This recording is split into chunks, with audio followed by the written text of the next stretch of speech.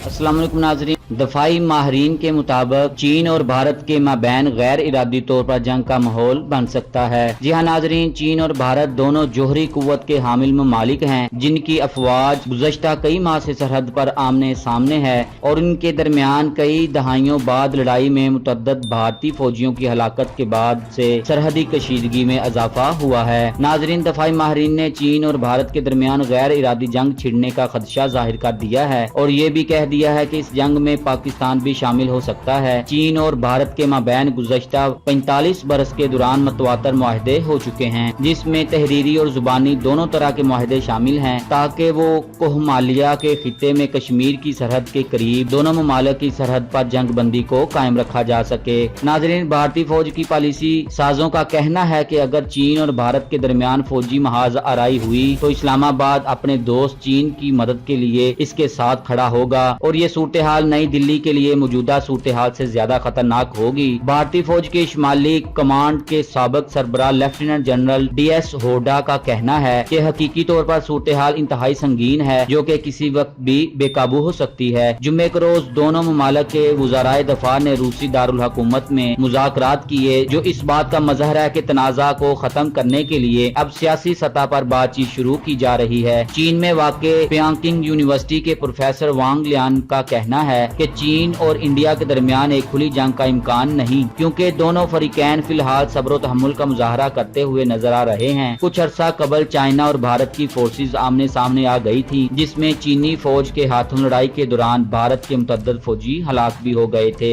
नाजरीन, ये थी आज की अहम वीडियो। उम्मीद करते हैं आपको पसंद आई होगी। इस चैनल को सब्सक्राइब करना मत भूलें। शुक्रिया।